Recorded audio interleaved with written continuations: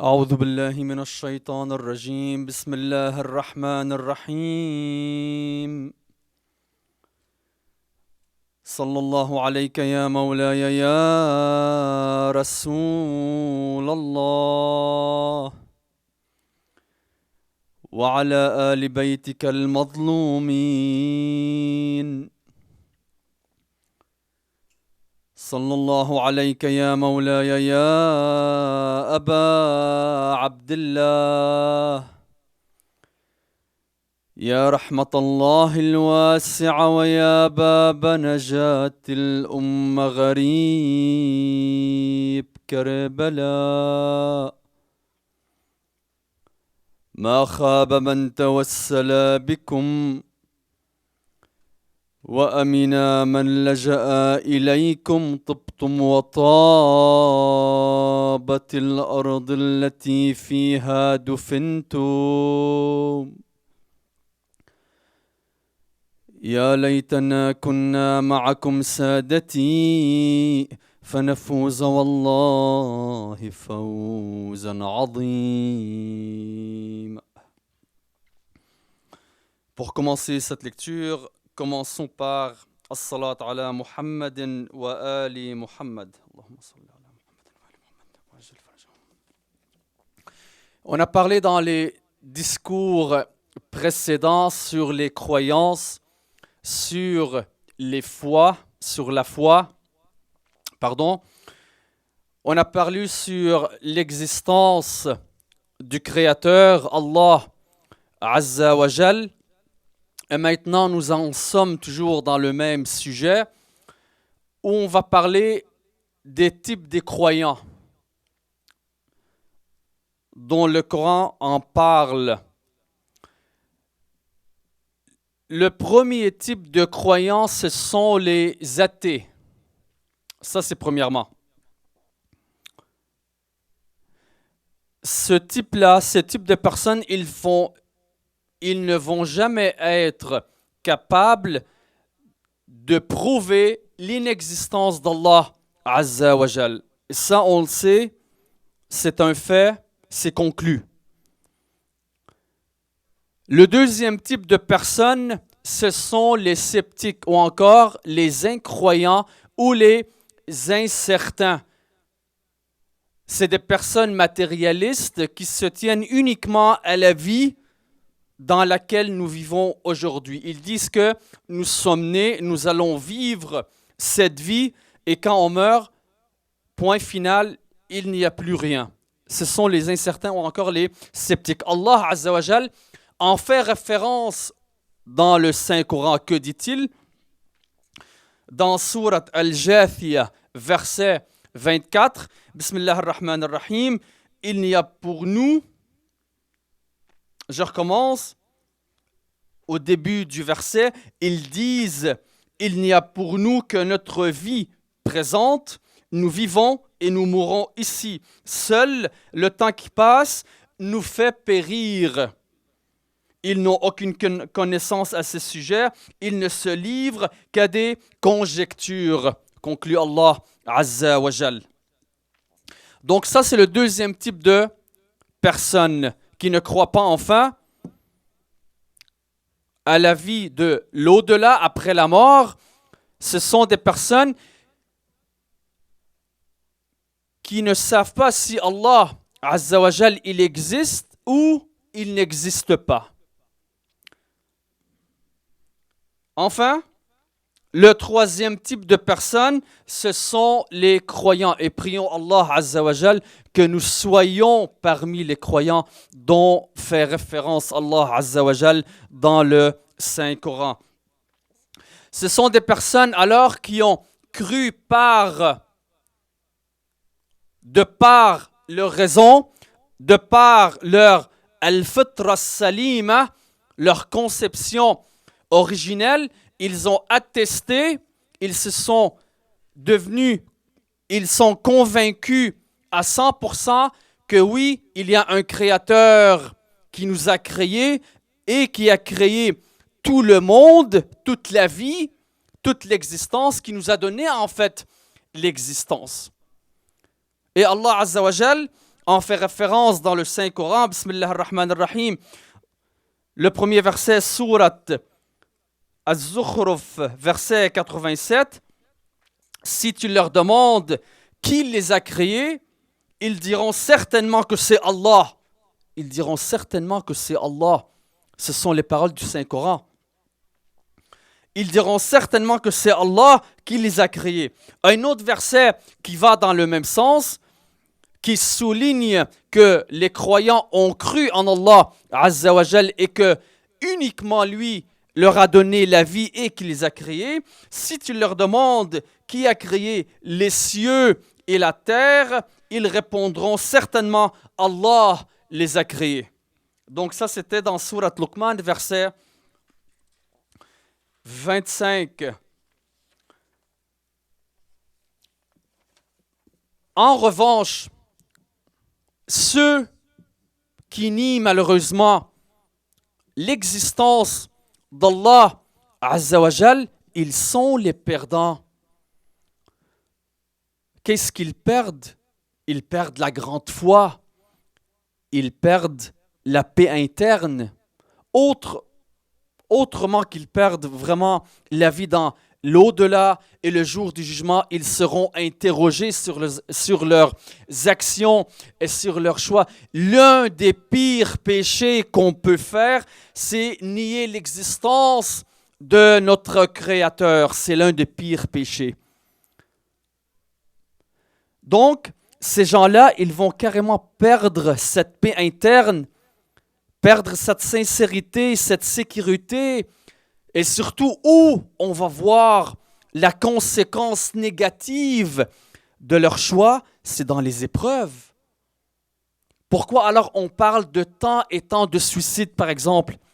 Qu'est-ce que ces personnes-là ont perdu pour se suicider? Ils ont carrément perdu la croyance et la foi.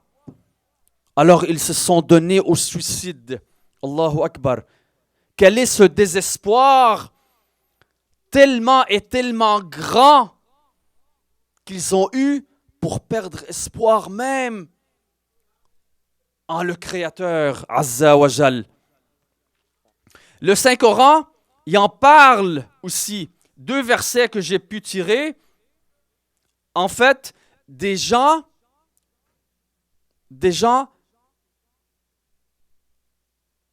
ici j'ai tiré 2 versets pour la comparaison, pour voir les croyants comparativement aux personnes athées. Qu'est-ce que les personnes croyantes vont gagner? Donc, ça sera la perte pour les athées ou pour toute personne qui nie l'existence d'Allah Azza wa Jal. Le premier verset, c'est dans Surat Al-Ahqaf, verset 13.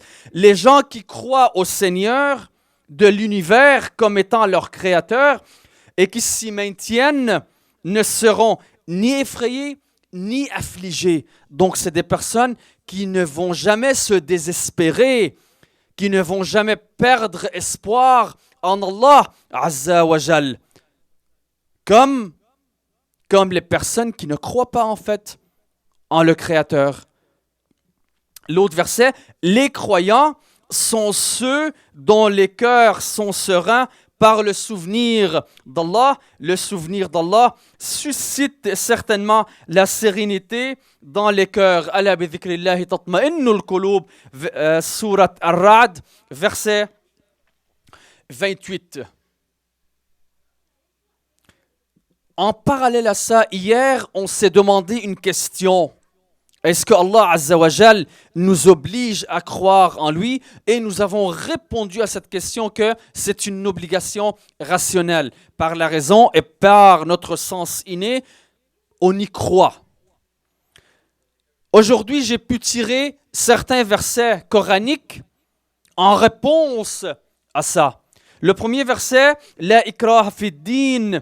La ikraha fid din, qad tabayyana ar-rushdu min al-ghayy. Surat Al-Baqarah, verset 256.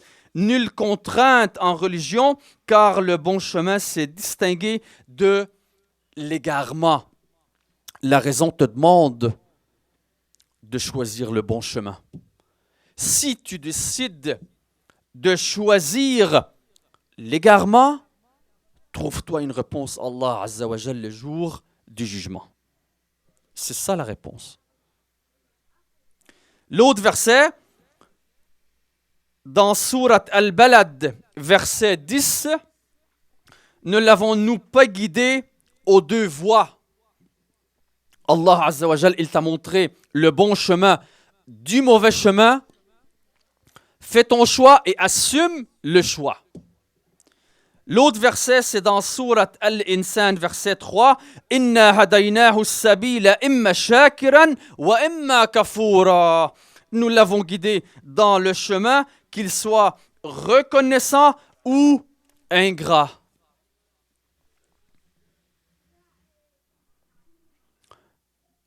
Aujourd'hui, c'est la veille du 10e jour de Muharram. Les compagnons qui étaient avec l'imam al-Hussein, alayhi salam, ils ont choisi le bon chemin. Ils avaient la conscience qu'ils étaient sur le bon chemin, celui de leur imam. Protéger leur imam, mourir en lui, oui, c'est de l'amour sacré. Ils se sont carrément donnés à l'imam, ils se sont carrément donnés à l'islam. Ya Allah, ces compagnons qui ont tout donné leur vie en cette nuit, As-Sayyida Zainab alayhi salam, pour vous raconter une anecdote, elle a demandé à l'imam al-Hussein, lors de cette nuit encore, en ce jour, tellement qu'elle avait peur sur son frère, elle lui a dit, mon frère, as-tu pu évaluer les cœurs ou encore la position de tes amis?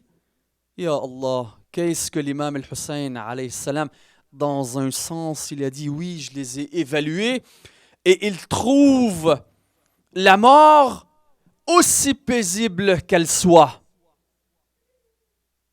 Pourquoi? Parce que l'imam al-Hussein alayhi salam leur a dit que voilà la nuit qui est tombée. Hein? C'est un sens figuré pour leur dire que prenez le chemin en cette nuit et personne ne va vous voir. Et de sa part, il les pardonne. Vous avez fait ce que vous avez pu faire, mais l'armée, Yazid, ils veulent Al-Hussein, ils me veulent à moi, ils ne veulent personne de vous. Et là, ils se sont dit, pourquoi nous fuir? Pourquoi te laisser? Hein? Certains ont dit, moi je préfère mourir 1000 fois que de te laisser. Un autre compagnon qui a dit, si on me tue et je serai ressuscité, et on me tue encore et ressuscité jusqu'à la 70e fois, je ne te laisserai pas, mon imam. Vous voyez l'amour sacré? Ce thème qui a pris le plus beau et le plus haut de son niveau avec l'imam al-Hussein, alayhi salam. Est-ce que vous voyez un autre? Est-ce que vous voyez un niveau aussi grand et aussi important, autre que dans le jour de Ashura, autre qu'avec l'imam al-Hussein, alayhi salam? C'est dur à dire. Absolument pas, il n'y en a pas.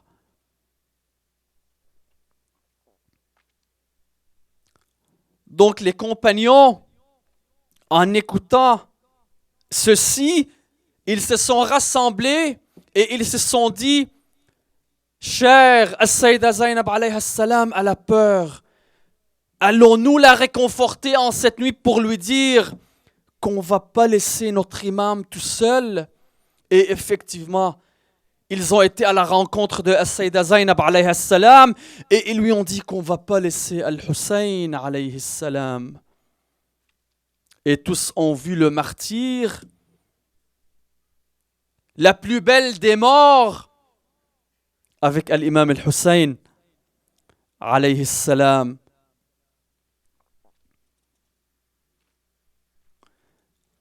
Et pour souligner, pour revenir à notre sujet, Si l'imam al-Hussein ou encore ses compagnons n'avaient pas cette grande foi et cette croyance en Allah Azza wa Jal et qui savaient que Allah Azza wa Jal, il les voit. Et il sait, subhanahu wa ta'ala, ce qui arrive. Qu'est-ce que l'imam al-Hussein, alayhi salam, il a dit à ce propos? Et là, je reprends mes mots. La seule chose qui me fait endurer cette situation insupportable, c'est ma conviction qu'Allah Azza wa Jal est au courant de mon action. Bi'aynillah. Bi'aynillah. Ni l'imam al-Hussein alayhi salam, ni ses compagnons étaient affligés. On dit que au courant de cette nuit, quand ils ont commencé à prier et à réciter le Coran et à supplier Allah Azza wa Jal, parce que l'imam al-Hussein, il avait demandé à l'armée ennemie qu'on lui accorde cette nuit pour prier et supplier Allah Azza wa Jal, parce que, comme le dit l'imam al-Hussein en ses propos, en quelques mots, Allah sait combien j'aime ces moments quand on se rapproche d'Allah Azza wa Jal en le priant et en le suppliant. On dit que au courant de cette nuit, on entendait le campement de l'imam al-Hussein alayhi salam, on l'a comparé à une ruche d'abeilles, kadawi nahl, les compagnons qui priaient et qui lisaient le Coran. De l'autre côté, est-ce que l'armée ennemie connaissait le Coran? Ils lisaient le Coran. Afala yatadabbaruna al-Qur'an. Est-ce que ces gens croyaient et faisaient ce que leur demandait le Coran? Quand le jour de Ashura, Burayr, l'un des compagnons de l'imam al-Hussein, alayhi salam, il est allé au combat. Qu'est-ce que certains ont dit? Ils ont dit, oh mon Dieu, regardez, c'est qui? C'est Burayr qui nous enseignait le Coran. Leur professeur. Burayr, il connaissait le sens du Coran. Il savait ce qu'il lisait. Mais les autres, à l'opposé, qui lisaient le Coran, mais qui le négligeaient, qui ne connaissaient aucun sens, ni l'interprétation, ni le respect de ce livre sacré, ni le respect de la sainteté de la famille de Muhammadin wa ali Muhammad. Ya Allah. Et le jour de Ashura, faisons encore d'autres parallèles, parlons de d'autres aspects qui étaient présents, autres que l'amour et le sacrifice, la prière. En plein combat, un des compagnons s'est rappelé de la prière. L'autre lui dit, à un autre compagnon qui était proche, qu'il a entendu dire, mon imam, c'est l'heure de la prière. L'imam al-Hussein, alayhi salam, il connaissait que c'était l'heure de la prière et en donnait de l'importance. Mais voyons aussi que ses compagnons connaissaient cet aspect important, cette branche de l'islam, ce pilier de l'islam qu'est la prière. L'autre compagnon lui dit, on est en plein combat, penses-tu que c'est le temps de la prière? Qu'est-ce que l'imam al-Hussein, alayhi salam, il lui dit premièrement qu'Allah, il dit au premier, qu'Allah Azza wa Jal t'inscrive parmi les prières. Allah, manna da'wa. Quel est ce souhait ou ce dua ou cette supplication de la part de l'imam al-Hussein alayhi salam pour ce compagnon l'imam al-Hussein a supplié Allah que ce compagnon soit écrit ou enregistré parmi les prières. Et il dit au deuxième, pourquoi alors tu penses qu'on les combat? On les combat pour cette prière. C'est pour cette prière qu'on les combat. Pourquoi? Parce que cette prière fait appel à l'islam, au prophète, aux successeurs du prophète, à Allah Azza wa Jal. C'est pour ça qu'on les combat. Mais est-ce que c'est l'imam al-Hussein alayhi salam qui a commencé le combat? Non, non. Il a dit, je n'aime pas être parmi les premiers qui commenceraient ce combat. Et c'est Omar bin Saad qui a lancé la première flèche au campement de l'imam al-Hussein alayhi salam et qui a dit à son armée, soyez témoins auprès de l'émir que j'étais le premier à appeler pour commencer ce combat. Ya Allah, Ya Allah. Et enfin, l'imam al-Hussein alayhi salam et ses compagnons, ils ont vu le martyr, mais qui était resté pour l'aide des orphelins, l'aide pour les femmes, l'aide pour l'imam Zaynul Abidin alayhi salam qui était accablé. Et enfin, ils ont été pris comme prisonniers et prisonnières vers Yazid accablé par les chaînes. فأي شهيد أصلت الشمس جسمه فأي شهيد أصلت الشمس جسمه. Alors, quel est ce martyr que le soleil a brûlé sur la terre de Karbala? وأصلها من نوره متوقد وأي ذبيح داست الخيل صدره. Et quel est ce martyr que les ennemis ont piétiné sur son corps? وفرسانها من ذكره تتجمد.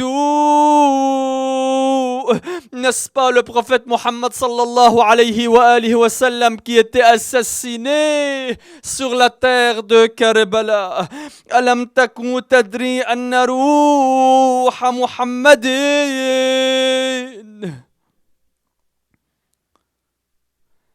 كقرآنه في صبته متجسد. إنا لله وإنا إليه راجعون. وسيعلم الذين ظلموا آل بيت محمد أي منقلب ينقلبون والعاقبة للمتقين. Certes, nous sommes à Allah et c'est à lui que nous retournerons et la fin heureuse sera aux pieux. يا الله يا رحمن يا رحيم يا مقلب القلوب ثبت قلوبنا على دينك. اللهم اغفر للمؤمنين والمؤمنات والمسلمين والمسلمات الأحياء منهم والأموات وتابع بيننا وبينهم بالخيرات إنك مجيب الدعوات. Prions Allah Azza wa Jal au nom de Al-Hussein et au nom de ses compagnons et de ceux qui ont vu le martyr avec lui, qu'il nous enveloppe par sa miséricorde et qu'il nous enregistre parmi les prieurs et parmi les serviteurs de l'imam al-Hussein alayhi salam et parmi ses partisans. Wa sallallahu ala Muhammadin wa alihi at-tahirin. Et que la paix et le salut soient sur notre prophète Muhammad wa alihi.